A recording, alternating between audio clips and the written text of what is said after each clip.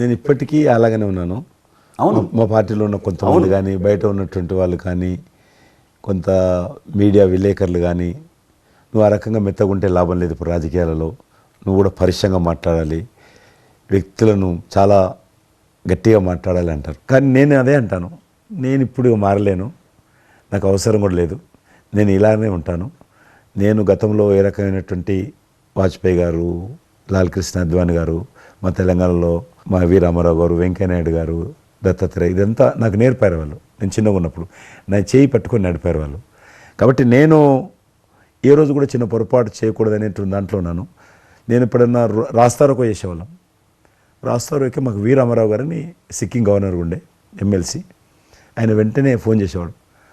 నువ్వు ఎక్కడన్నా పోతున్నప్పుడు ఎవరైనా రాస్తారోకే చేస్తే ఒక 2-3 గంటలు ట్రాఫిక్ జామ్ అయితే నీకు ఎంత బాధ అవుతుంది?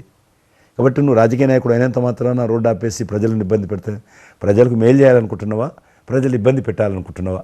ఈ రకంగా ప్రశ్నించేవాడు. నేను ముఖ్యమంత్రులది దిష్టిబొమ్మ తగలబెడితే ముఖ్యమంత్రి తగలబెట్టొద్దు, కావాలంటే గవర్నమెంట్ తగలబెట్టు, వ్యక్తి ఆ రకం చిన్న చిన్న విషయాలు నాకు. Fantastic sir. ఈ రోజుల్లో ఎంతమంది ఇలా ఆలోచించే నాయకులు ఉన్నారు, ఎంతమంది స్టేట్స్మెన్లు ఈ రకమైన సలహా ఆ తర్వాత వచ్చే యంగ్ నాయకులకి సలహా ఇచ్చేవాళ్ళు ఉన్నారు.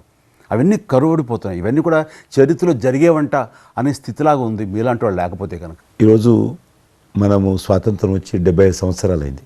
ఇప్పుడు కమింగ్ 25 years ప్రపంచంలో అత్యధికమైనటువంటి యూత్ పాపులేషన్ ఇండియాలో ఉంటుంది. కాబట్టి ఈ 25 years అమృతకాలం అంటారు దీన్ని. ఎగ్జాక్ట్లీ. ప్రధానమంత్రి కూడా అప్పుడప్పుడు అంటుంటారు ఇది అమృత కాలం.